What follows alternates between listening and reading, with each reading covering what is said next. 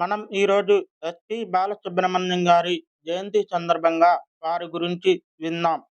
SP Balasubrahmanyam గారు 1946 June 4న Tirupati పాండిత్యరాజుల Sambamurthy, Shakuntalamma దంపతులకు జన్మించారు.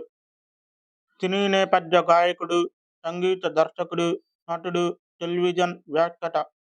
తెలుగు, తమిళ, కన్నడ, హిందీ భాషల్లో సుమారు 40,000కు పైగా పాటలు పాడారు. తన పూర్తి పేరు శ్రీపతి పాండిత్యరాజుల బాలసుబ్రహ్మణ్యం. ఆయన ఎస్పీబీ అని కూడా పిలుస్తారు. అభిమానులు ఆయనని ముద్దుగా బాలు అని పిలుస్తారు. 1966లో పద్మనాభం నిర్మించిన శ్రీ శ్రీ శ్రీ మర్యాద రామన్న చిత్రంలో సినీ గాయకుడిగా ఆయన ప్రస్థానం ప్రారంభమైంది. అతని అనంతి కాలంలో మరి అవకాశాలను తలుపు తట్టాయి. మొదట్లో ఎక్కువగా తెలుగు, తమిళ చిత్రాల్లో పాటలకు పాడే అవకాశాలు వచ్చాయి. చాలామంది నటనకు, వారి మహాభావాలకు, నటన శైలికి అనుగుణంగా పాటలు పాడేవారు. తనకు ఒక కుమారుడు ఉన్నారు. కుమారుడి పేరు ఎస్పి చరణ్, కుమారయ్య పేరు ఎస్పి శైలజ, ఎస్పి పల్లవి గారు. వీరి కుమారులకు చరణ్, పల్లవి అనే పేర్లను పెట్టడం చాలా సంతోషకరమైనది. 1969లో మొదటిసారిగా నటుడిగా కనిపించిన ఆయన తర్వాత కొన్ని అతిథి పాత్రల్లో నటించారు. అనేక తమిళ, తెలుగు చిత్రాల్లో సహాయ పాత్రలు పోషించారు.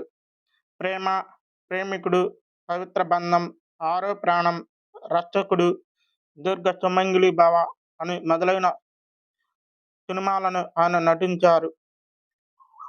బాలు డబ్బింగ్ ఆర్టిస్ట్ గా అనేక మంది కళాకారులకు గాత్రదానం చేశారు.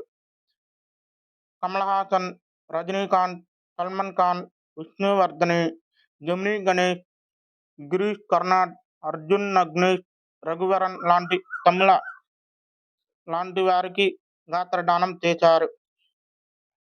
సినిమాల్లో కాక టీవీ రంగంలో అనేక ఆయన పాడుతూ తీయగా పాడాలని ఉన్నది వంటి కార్యక్రమాలను నిర్వహించి ఎంతో మంది నూతన గాయకులకు పరిచయం చేశారు. ఇవి కాకుండా ఈటీవీలో ప్రచారమైన స్వరాభిషేకం లాంటి కార్యక్రమాల్లో తన గానాన్ని వినిపించారు.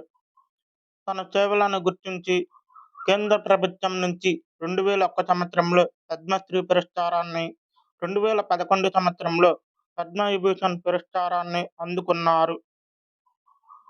అంతేకాకుండా ఆంధ్రప్రదేశ్ ప్రభుత్వం నుంచి 25 సార్లు వివిధ భాగాల్లో నంది పురస్కారం అందుకున్నారు. ఇంకా తమిళనాడు, కర్ణాటక ప్రభుత్వాల నుంచి కూడా పలు పురస్కారాలను అందుకున్నారు.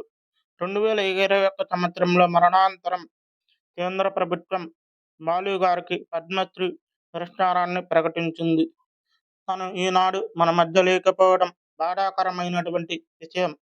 బాలు గారి గురించి మీ అభిప్రాయాన్ని కామెంట్ రూపంలో తెలియచేయండి.